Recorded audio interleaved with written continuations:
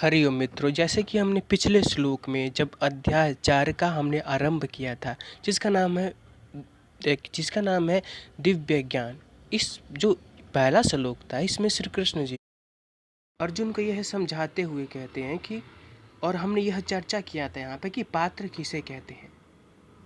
जैसा कि यदि हम देखें भगवत गीता के कॉन्टेक्स्ट में, तो भगवत गीता उन्हें ही सुनाई जा रही है, अर्जुन को ही क्यों बताई जा रही है। श्री भगवान अर्जुन को ही क्यों ये सब चीज़ बता रहे हैं, वहाँ पर और भी तो लोग हैं। लेकिन यहीं पर बात आ जाती है पात्रता की, कि जो व्यक्ति पात्र होता है किसी चीज़ के लिए, किसी कार्य के लिए, उसको ही चुनना उपयुक्त होता है, और जो प्रकृति है उसे ही चुनती है। जैसा कि हम सब जान चुके हैं कि पात्रता रखने वाला व्यक्ति ही किसी चीज़ को प्राप्त करने का पात्र होता है। ऐसे ही श्रीमद् भगवत गीता और भगवत गीता का अध्ययन करने वाले, जो इसके सचमुच जानने वाले और ज्ञान जिनके अंदर इच्छा है यह जानने की, उनको वे ही पात्र हैं इस ज्ञान का। अन्यथा किसी और व्यक्ति के हाथ में यह ज्ञान लगे तो वो व्यक्ति इसको किसी और रूप में, और किसी भी, यदि जो पात्र व्यक्ति नहीं है तो वो इसको सही से नहीं समझ पाएगा।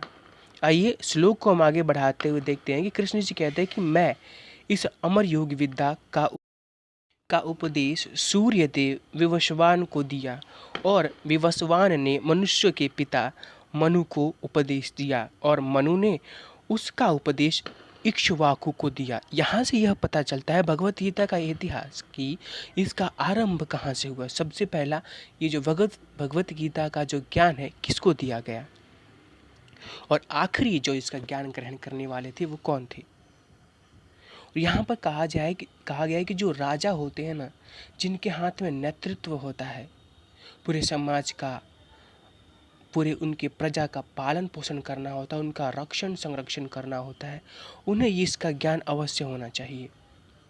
यहाँ पर कहा गया है कि भगवत गीता उन राजाओं को, जो राज्य वर्ग को भगवत गीता की विद्या को समझना चाहिए, जिससे वे नागरिक पर शासन कर सके और उन्हें काम रूपी जो भवबंधन से बचा सके।